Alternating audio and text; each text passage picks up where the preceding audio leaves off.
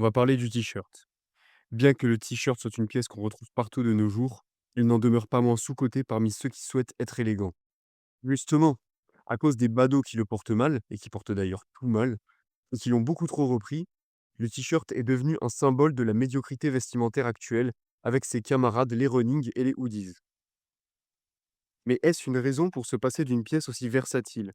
Certainement pas, et je vais vous exposer les autres raisons qui devraient vous pousser à reconsidérer cet étendard du vêtement sans âme. Faisons un petit peu d'histoire.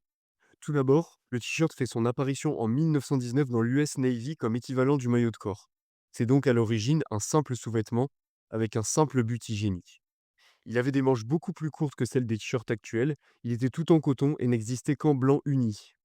Avant de voir ce qu'il faut faire, voyons d'abord ce qu'il ne faut pas faire. Tout d'abord, pour rester élégant, on va évidemment s'affranchir des t-shirts à logo, messages et autres superficialités dignes d'un adolescent timide en quête de personnalité. On va également éviter les cols V qui sont esthétiquement inférieurs aux cols ronds. Couleur, on va privilégier le blanc, notamment pour le dernier port proposé. Mais d'autres teints comme le gris, le beige ou même le bleu marine sont acceptables. Le seul motif autorisé est la marinière et c'est uniquement si vous possédez un yacht.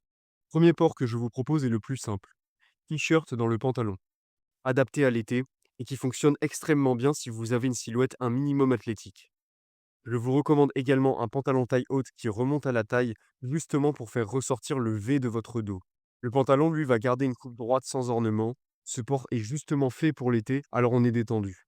Comme chaussures, vous mettez des petites baskets genre Adidas Samba ou même Nike Air Force One.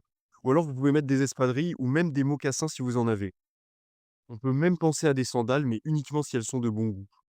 Pour le second port, on va utiliser le t-shirt comme une chemise et la chemise comme une veste. Par rapport au premier port, on va juste ajouter une chemise ouverte par-dessus.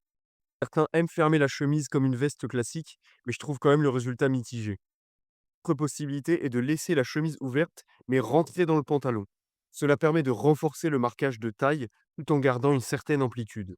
Avec ce port, vous pouvez même tenter un pantalon classique. Cette fois-ci, évitez les sandales, ça risque de faire vraiment bizarre. Troisième port possible est surtout réservé au t-shirt blanc. En effet, l'objectif de ce port est d'utiliser le blanc comme support d'une autre tenue afin de faire du layering. Imaginons que vous portez une veste grise. Cette couleur est souvent un peu fade et ennuyante, alors qu'elle a le mérite de justement passer avec tout. Et c'est dans ce cadre que le t-shirt blanc peut être intéressant. En le laissant apparent sous la chemise, vous relevez votre tenue, qui est tout de suite un peu plus gaie. Le t-shirt blanc sert d'appui pour relever un camailleux. Bon voilà, j'espère que ces quelques conseils vous auront aidé, et dans tous les cas, je vous souhaite une bonne journée. Au revoir.